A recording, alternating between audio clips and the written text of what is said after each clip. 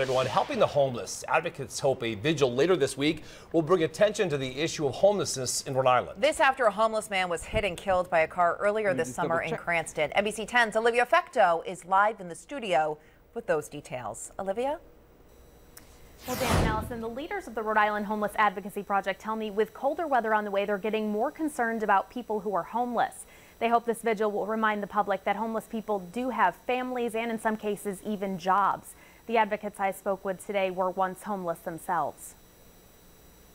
You don't think it's going to happen to you, but it does. Homelessness. Barbara Khalil found herself facing that problem back in 2006. I had nobody to go to. I had nobody to ask for help. Now, through the Rhode Island Homeless Advocacy Project, she's trying to help others. People like 52-year-old Wayne Strobel, who died earlier this summer. Strobel was hit and killed by a car at this intersection of Pontiac Avenue and Howard Avenue. But homeless advocates say he was walking just a few hundred yards away from here to Harrington Hall, a homeless shelter where he would sometimes stay the night. Advocates are now asking the state to fund a housing program for the homeless. They think something like that could have prevented Wayne Strobel's death. Where does the money come from? Well, that's probably the issue that people don't want to hear about.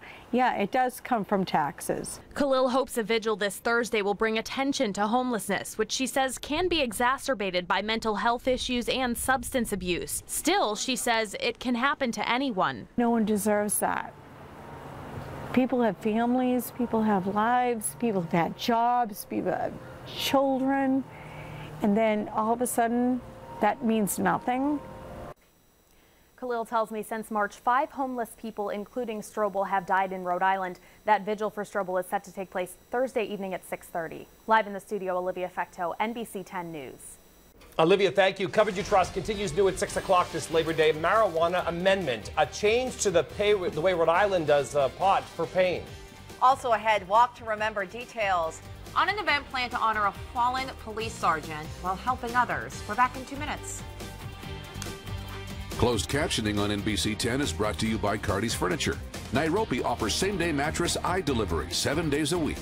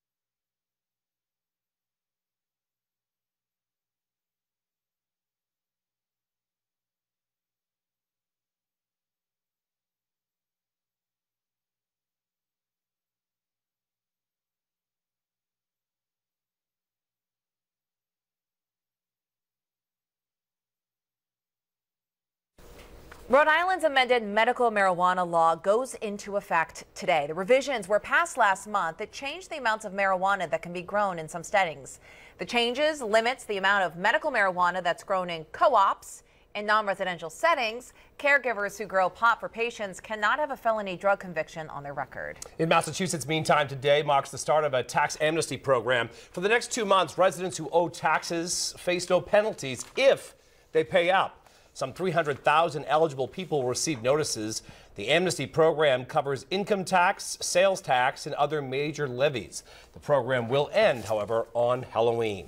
Let's fast forward to tomorrow now. 5 new officers will join the New Bedford Police Department tomorrow. A swearing-in ceremony is scheduled for 9 a.m. at City Hall. The new officers will raise New Bedford's police force to 258 members. Coverage you trust continues here new at 6 o'clock. Fallen but certainly not forgotten. We'll tell you about an event honoring a local police sergeant killed on the job. Storm Team 10 reports are brought to you by Tarbox Toyota Hyundai, where you're in the driver's seat.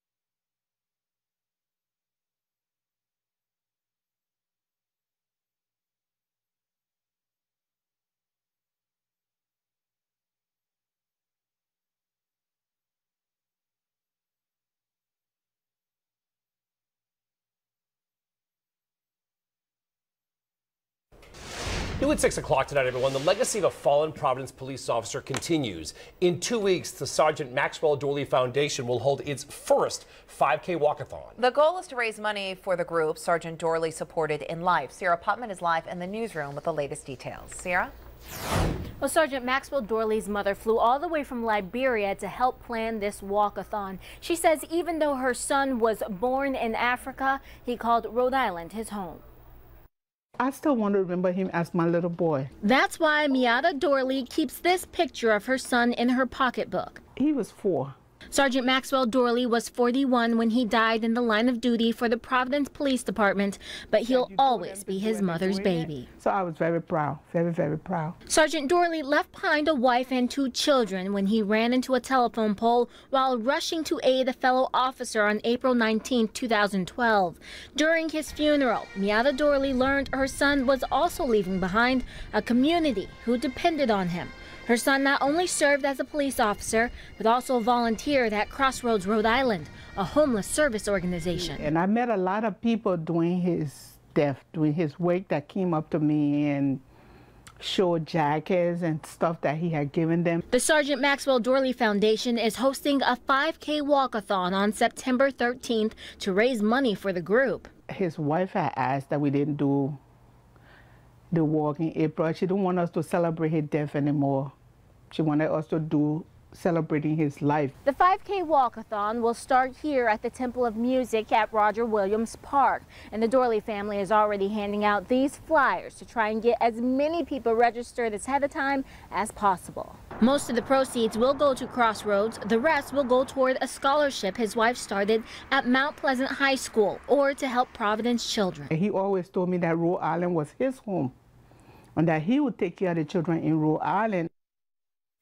And if you're interested in participating, you can go onto our website, turnto10.com. Sierra Putman, NBC 10 News. Now, Checkmark's Storm Team 10 forecast. Hi, everyone. Happy Labor Day. It was a steamer. 88 degrees in Providence and in Taunton. And when you factored in the humidity, that 88 felt like 94 degrees at times this afternoon. It was a beach day. It was a hazy day at the beach. If you were down there, you know that. But it still managed to sneak out 82 at the Middletown Airport. That's the Newport temperature. And Westerly's Airport hitting 83. Even Block Island, though, with a high of 79 and 85 for us in New Bedford. Tonight stays very humid. The humidity stays with us through tomorrow night. There'll be some fog near the water. Temperatures in the mid-70s at 9 o'clock.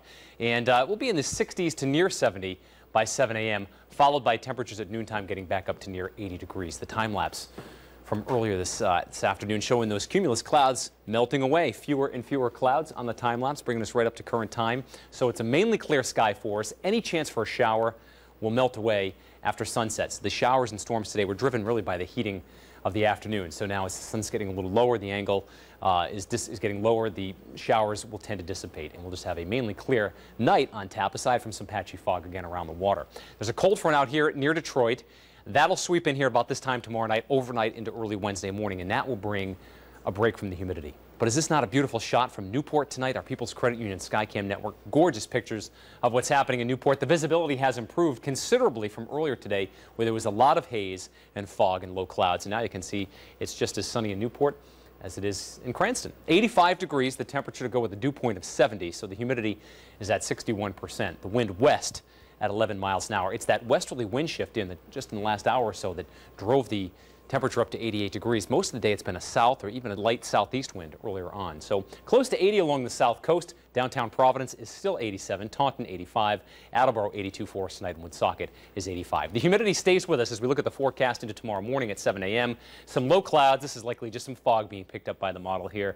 And then we'll see a partly sunny sky with a chance for a late afternoon isolated shower or storm. Little disturbance out ahead of the main front should trigger that. Then as the front comes through overnight, there could be a brief shower until about maybe 3, 4 o'clock in the morning on Wednesday. Otherwise, Wednesday's mostly sunny, less humid, but it is warm. In fact, it's going to be a very warm first week of September. It stays again humid through tomorrow night.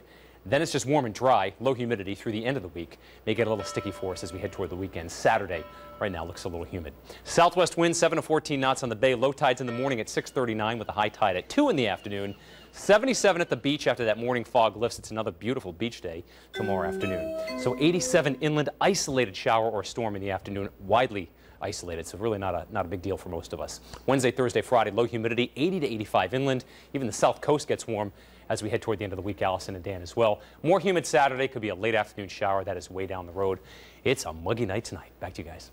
Great week for the kids back in school, right? Mark, thanks so much. And we'd like you to join NBC 10 and Rhode Island Public Radio this week for the final TV debates before the September 9th primary. Wednesday, the 4 Democratic candidates for governor of Rhode Island will face off. That's live from Johnson & Wales University in Providence, starting at 7 p.m. And there's more. Thursday, also at 7 o'clock, the 2 Democratic candidates in the race for general treasurer will debate. And on Friday the 5th, we'll hear from the 2 Republican candidates for governor. And if you'd like to be in the audience, we'd love to have you for any of the debates. Just register online at turnto10.com. Ahead, sports coverage you trust. A star Patriot cleared to play for Sunday. Sports Team 10's Jeff Kolb with those details next. And here's what's on TV tonight on NBC 10. Running Wild with Bear Grylls starts at 8 o'clock, followed by American Ninja Warrior at 9 o'clock. And then Allison and I hope you'll join us tonight for NBC 10 News at 11.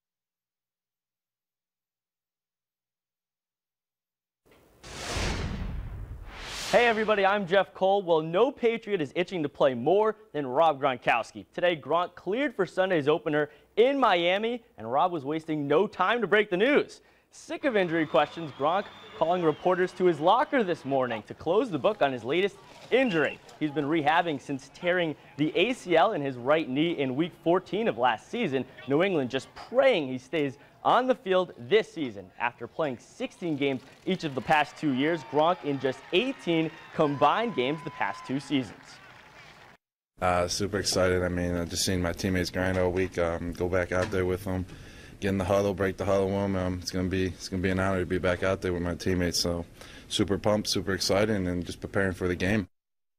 Well, the Deutsche Bank Championship wrapping up today, and with last night's rain softening up the TPC Boston greens, experts predicting a round full of birdies. Rory McIlroy, he had 3 of them today, but he also had 4 bogeys, including back-to-back ones on 5 and 6. He finishes at 11 under. Jeff Ogilvy, well, he had 6 birds, but can't make it 7 here on 18. He finishes minus 13. Chris Kirk came in 2 shots back. Check out the birdie he sinks right here. He wins by 2 strokes at minus 15.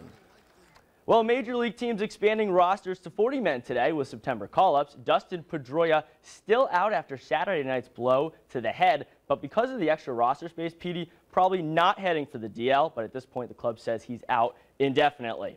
Sox wrapping up a 4-game series in Tampa. Bottom 3 game tied 1-1, 2 on, 2 out for Tampa. Evan Longoria, a liner off Ruby De La Rosa. 3-1, Rays on top. Now 3-2 in the 8th. Yoenis Cespedes puts it through the left side. Mookie Betts come on home, and we're all tied up. But Tampa with the last laughs. Matt Joyce with the walk-off in the 10th. Sox settle for the split. 4-3 the final. Well, for the 4th straight year, the Paw Sox are in the playoffs. That's a club record. They beat Rochester last night 10-4 to do it. Pawtucket hosting Syracuse Wednesday in the first of a 5-game series. A lot of good things have happened here in the last few years. There's a lot of history. If you walk around McCoy Stadium and being in this area and being in Red Sox Nation, it's an honor to have this position and to be competitive. It's very special. Wrapping up the season today and honoring the Cumberland American Little Leaguers before the game. A dress rehearsal for them before Friday's honors at Fenway.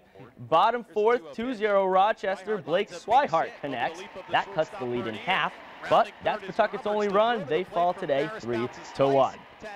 Finally, the Philadelphia Phillies throwing their first combined no-hitter ever today, and guess who? Jonathan Papelbon getting the final out as the Phils no-hit the Braves. So not a lot good for Pap since he left Boston, but there's something. So Gronk's a go. That's right. Gronk's a go for the game. He's good for Sunday. Awesome. I know you've been around anchoring for a little bit, but this is the first time with us, so welcome to the team. Glad to be here. Good to have you. Good to have you. Good to be with you guys. And Bill and Ivy are watching in Cumberland as parents there. Ah, so very proud. They should be very proud. And they should be proud. You know they were going to get a shout out. That's right. Mark, what are we doing for weather for the rest of the night? It's humid. Steamy tonight, steamy tomorrow. Really very little chance of a shower storm tomorrow afternoon, but drier by Wednesday and Thursday. All right. All right, that does it for us tonight at 6. We're back, most of us, for 7. That's right. And, of course, we're all back at 11 o'clock. Have a great night, and we'll see you then.